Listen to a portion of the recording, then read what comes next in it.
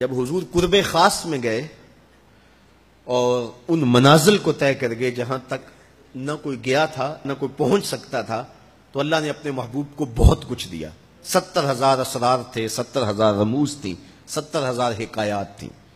محبوب کی جھولی میں بہت کچھ ڈالا اور ڈال کر کے کہا بما اشرفک یا احمد، اے محبوب یہ تو میں نے خود دیا ہے، اب تو اپنی چاہت بھی بتا، تیری چاہت کیا ہے۔ یہ مہمان نوازی کے تقاضے ہوتے ہیں نا، کہ سب کچھ پیش کرنے کے بعد بھی میزبان کہتا ہے کوئی اور، آپ کی کوئی پسند، تو یہ میزبانی کے تقاضے ہوتے ہیں۔ تو سب کچھ دینے کے باوجود جھولی میں ہر چیز ڈال دینے کے بعد کہا بما اشرفک یا احمد، پیارے بتائیے آپ کو کیا دیا جائے۔ اب پھر حضور کی ڈیمانڈ دیکھیے، حضور نے مانگا کیا۔ کسی شخص کو دیکھنا ہو کہ وہ کہاں کھڑا ہے، اس کو آپ اختیار دے دیجئے گا، پھر پتہ چل جائے گا وہ کتنے پانی میں ہے۔ آپ مجھ سے پوچھتے ہیں کہ مانگیے، کیا مانگتے ہو؟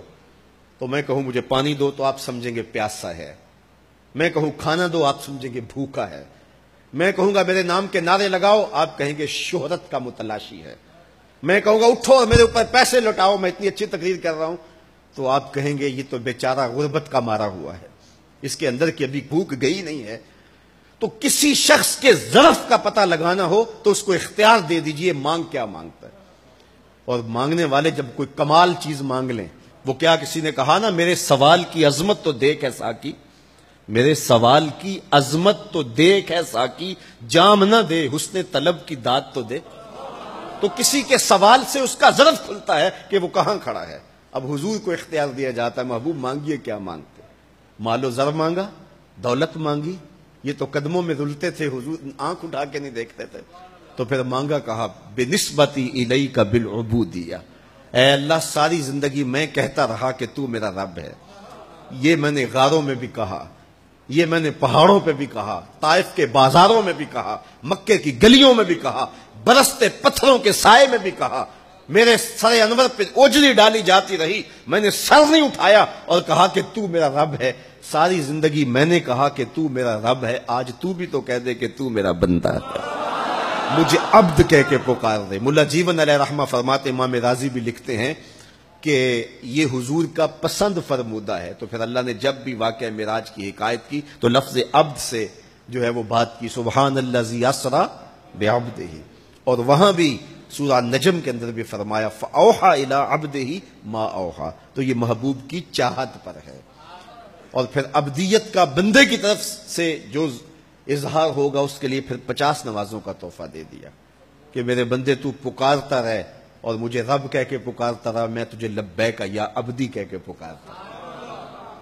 اور وہ 50 نمازیں پھر 5 نمازوں کی صورت کے اندر باقی رہیں۔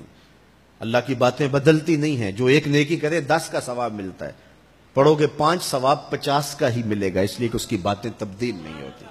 اور یہ تحفہ ہے۔ حضرت موسیٰ نے تو عرض کیا تھا کہ ایک بار اور جائیے، لیکن میرے حضور نے کہا تھا مجھے اپنے رب سے حیا آتی ہے۔ عادت باری یہ تھی نا، ہر بار 5 نمازیں معاف ہوتی تھی، اب بھی جاتے تو 5 نمازیں معاف ہو جاتی، لیکن کہا کہ مجھے اپنے رب سے حیا آتی ہے۔ اب امت کو کیا حیا نہیں کرنی چاہیے کہ 5 نمازیں امت کے لیے رہ گی، ثواب 50 کا ہی ملے گا، اور معراج کا خاص تحفہ لے کر آئے اور کہا کہ الصلاۃ معراج المومنین، یہ مومن کا معراج ہے، میں تو سر عرش پہنچا ہوں لیکن تمہارا معراج کیا ہے، تم سجدے میں سر جھکاؤ، دیکھنا تمہارا مالک تمہیں کتنا قرب دیتا ہے۔ جب کوئی شخص سجدہ ریز ہوتا ہے اس پہ اتنی رحمتیں اترتی ہیں، اگر اسے پتہ چل جائے کہ یہ رحمتیں نازل ہو رہی ہیں وہ سجدے سے ساری نہ اٹھائے۔ تو اس کے حضور بندگی کو بجا لانا یہی بندے کی معراج ہے۔